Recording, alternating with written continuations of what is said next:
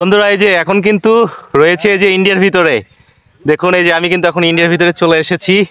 এই জমিগুলা সব ইন্ডিয়ার, এই যে দেখা যাচ্ছে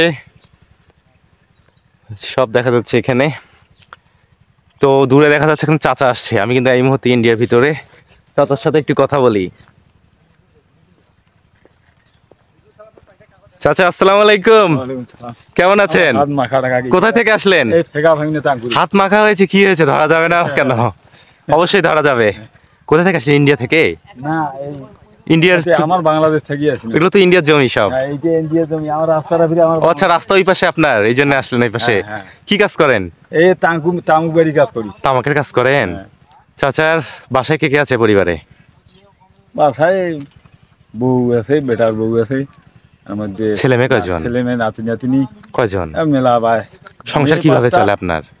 সংসার এই আবাদ করি, কোন রকম করি আর কি। আবাদ করেন? এই বসে কাজ করেন আপনি? কি করি মতা। কেন ছেলেরা?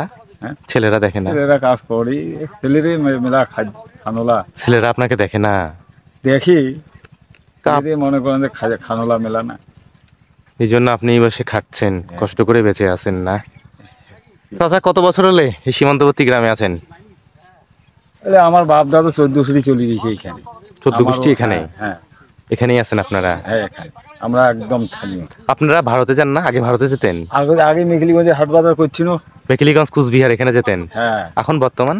এখন তো আর ওদিকে যাইতে পারি না। এখন ওই যে গেট হয়েছে 3 বিঘা করিডোর, তারপর থেকে ওখানেই যান, ওই পাশ দিয়ে যাতায়াত? ওই পাশ দিয়ে যাই, কিন্তু এ পাশে আর যাওয়া যায় না। ভারতে কতবার গিয়েছিলেন আপনি আগে? আগেবারে সবসময়ের জন্য চলাফিরা হাট বাজার করছি।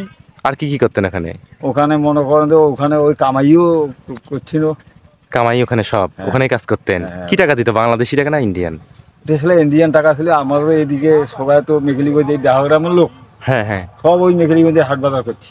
ওখানেই হাট বাজার করতো। তখন মনে করেন আসিয়া এই ওইখান থাকিয়া খাইতে খাইতে খাইতে খাইতে ওই এরশাদ সরকার আসি গেল। তারপর তো আমার এখানে তারপর থেকে যে গেট হলো না? হ্যাঁ। আচ্ছা, ঠিক আছে চাচা, আপনি পরিশ্রম করছেন, বাসা যান। হ্যাঁ, ভালো থাকবেন। আসসালামু আলাইকুম। 3 বিঘা করিডোরের গল্প শুনলে সত্যি এক বিচ্ছিন্ন জনপদের দীর্ঘদিনের কষ্টের চিত্র সামনে ভেসে ওঠে। দহগ্রাম আঙ্গরপোতা যেন একসময় ছিল বাংলাদেশেরই এক টুকরো, অথচ বাস্তবে ছিল একরকম বন্দী। সীমান্তের ওপারে ভারত, চারপাশে কাঁটাতারের বেড়া, আর যাতায়াতের উপায় ছিল না বললেই চলে। সেই চাচার মতো অনেকেই হয়তো জীবনের বেশিরভাগ সময় কাটিয়েছেন এই বন্দিদশার মধ্যে। আগে যখন করিডোরের সুবিধা ছিল না, তখন নিত্য প্রয়োজনীয় সব কিছুই ভারত থেকে আনতে হতো। বাজার করা, চিকিৎসা, এমনকি স্কুলে যাওয়া, সব কিছুর জন্যই ভারতীয় প্রশাসনের অনুমতির দিকে তাকিয়ে থাকতে হতো। রাত হলে যেন গোটা গ্রামটাই নিঃসঙ্গ হয়ে যেত, বাইরের পৃথিবীর সঙ্গে কোনো সংযোগ থাকতো না।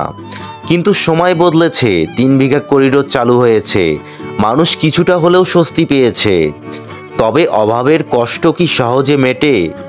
চাচার মতো মানুষগুলো এখনও জমিতে ঘাম ঝরিয়ে জীবন ধারণ করেন। সারাদিন কঠোর পরিশ্রম করেও হয়তো সংসারের অভাব ঘোচে না, তবু তারা লড়াই চালিয়ে যান, জীবন যুদ্ধে হেরে যেতে রাজি নন। সীমান্ত পেরিয়ে জীবনের গল্পগুলো যেন একই রকম কষ্ট, সংগ্রাম আর টিকে থাকার লড়াই। দহগ্রামের একদম শেষ সীমানায় দাঁড়িয়ে দূরে ভারতের রাস্তা দেখা যাচ্ছে। গাছপালার ফাঁক দিয়ে ধীরে ধীরে চলতে থাকা গাড়িগুলোর ছোট ছোট সিলুয়েট যেন দেশের সীমান্তের ওপারের জীবনকে আরও দূরে, আরও অজানা করে তোলে। রাস্তার ধারে কিছুটা উঁচু হয়ে দাঁড়িয়ে আছে সীমানা পিলার, আর তার পাশ দিয়ে চলতে থাকা গাড়িগুলো যেন এক অন্য পৃথিবীর দিকে ইঙ্গিত করছে, যেখানে জীবন চলতে থাকে স্বাধীনভাবে, সীমান্তের কোনো বাধা ছাড়াই।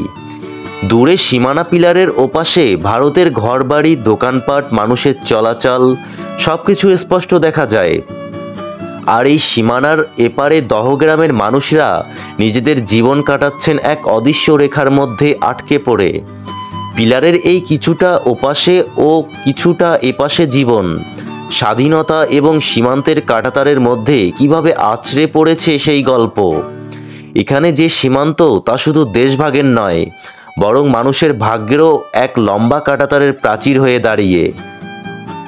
যতবার এই পিলারকে সামনে পেয়ে দেখি, মনে হয় একদিকে আমার দেশ, অন্যদিকে পৃথিবী। কিন্তু এই সীমান্তের মাঝখানে দাঁড়িয়ে থাকা মানুষগুলো, তাদের জীবনের কষ্টের গল্পগুলো যেন আজও হারিয়ে যায় না। সীমান্তের পিলার দাও।